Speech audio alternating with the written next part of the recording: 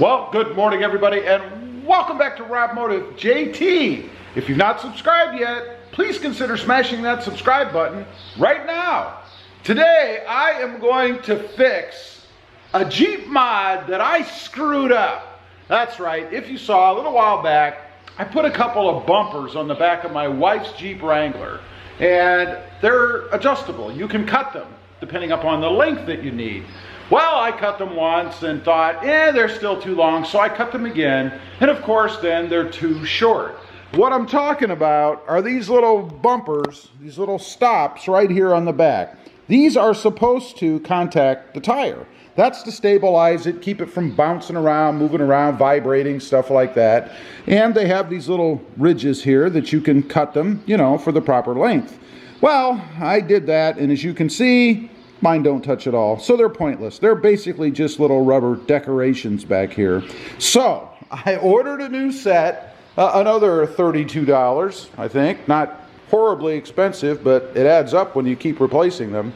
And they arrived. This is what I've got now, and you can see the edges there, get you in the light, that you would cut off. Really simple to cut. Matter of fact, probably too simple.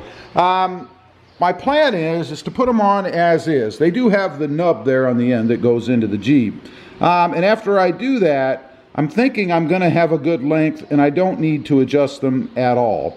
Now, the reason I'm making this video, really two reasons I suppose. One, to show you how to do it the proper way, at least I think. And two, because I'm going to try to do it a little bit differently. I'm not going to pull the spare tire. I'm just going to loosen it up and kind of tilt it forward, I hope, by bracing something behind it. Something that's not going to scratch the paint, because this thing is heavy. It's 100 and I think it's 10 pounds, something like that. I did a video where I showed how much they weigh. But it's not fun to wheel around. So we're going to set up and see if I can indeed do this the way I planned and get the right bumpers on. Could be a 5-minute project, could be a 2-hour project. All right, here's the plan. I'm going to remove the bottom lug nut, loosen these up, and then hopefully just tilt the tire out. That's the plan. First of all, we need to remove the camera cover so that we don't damage that in this process. Just a T40, Torx 40 bit, turn the little locking thing on there, and ideally it should pull right off. And it did. There you go. Set that aside, and then we have the spatial locking lug down here. That requires one of these little star lugs. So I'm going to go ahead and remove that one.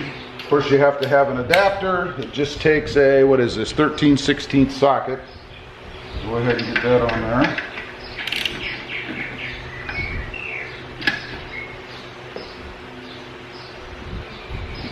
There you go. Pretty simple. Pull that one off. Okay. Now, I'm going to go ahead and loosen these up. Takes another special socket.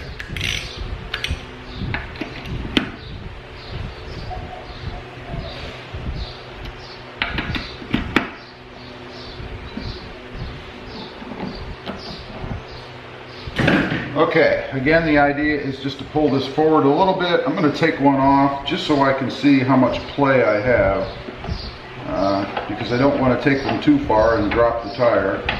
That is not my plan, nor would that be good for my feet probably.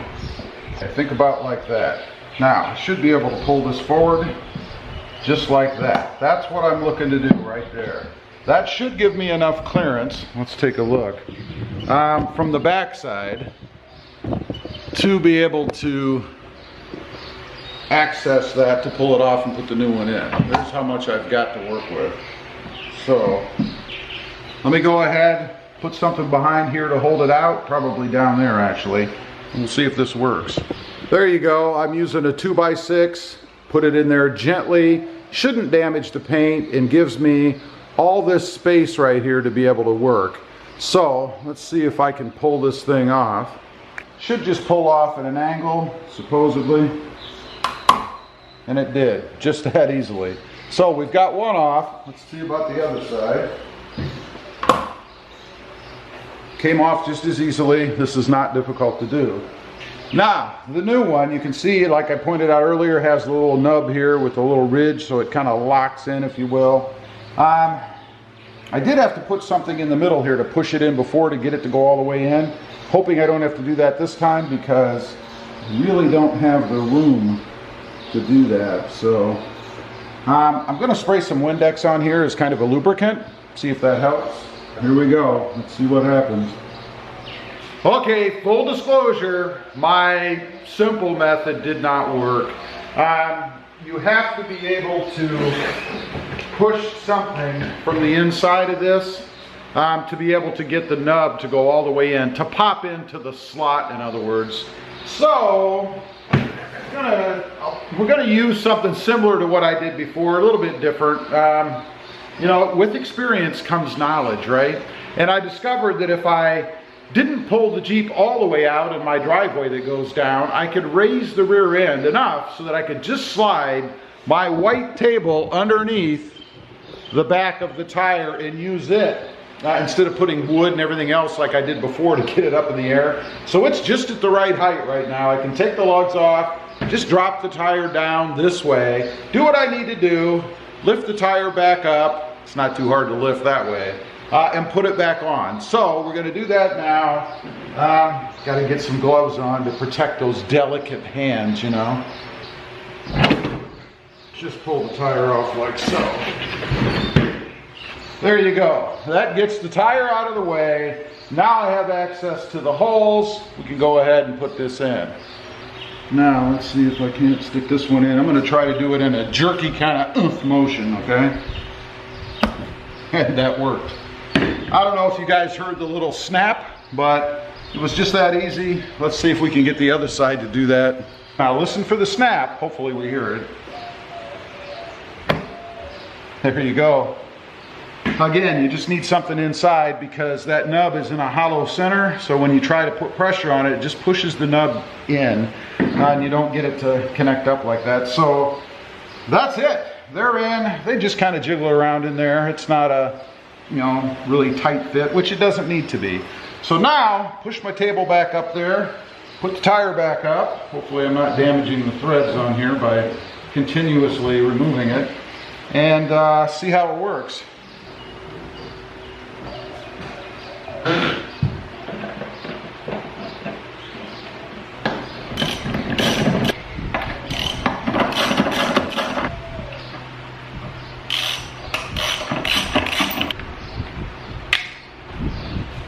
All done. My method did work pretty good for getting the tire back on. Did have to use a block of wood, but that's okay. Worked really well. Let me show you. Of course, we've got all the lug nuts and the little camera protector thing, all that back in. And here's what it looks like. Now, I did leave them longer, and you notice they are a little deformed. It's actually pushing the outermost ring in. You can see right here. Now I kind of like that because that means I have good contact. Those are nice and solid, right? That's going to help stabilize that tire so we don't get, you know, twisting motion when going down the road. Let's take a look at the other side. You can see the same thing here. It's a little deformed because it pushes this in, which again I think is okay. I could have trimmed it, but the risk I run in doing that is that it needed that little nub at the end, and now, or then rather, it wouldn't sit right against the edge. So I'm leaving it as is. I like it that way. Again, it's nice and solid. I think it came out pretty well. Anyway, I just wanted to get on here and show me fixing my Jeep mod that I screwed up, right? Hey, you got to show the good with the bad, or the bad with the good. In this case, turned out to be okay in the end, just cost me an extra 32 bucks. Anyway, let me know. If you put a bigger spare tire on the back of your Jeep, did you run into this problem? Did you even replace those rear nubs, those little bumper things? I'd be curious to know. Also, real quick, if you're interested, I do have 2 additional channels. Rob Motive, all about my 2020 Toyota Tacoma, and Rob Motive Tundra, about my hunt for the upcoming redesigned Toyota Tundra. Check them out, and if you're interested, why not subscribe? Don't forget to click that notification bell so that you don't miss out on any upcoming videos. And do me a favor, smash that subscribe button on the way out. Thanks for watching. Stay safe out there. Bye.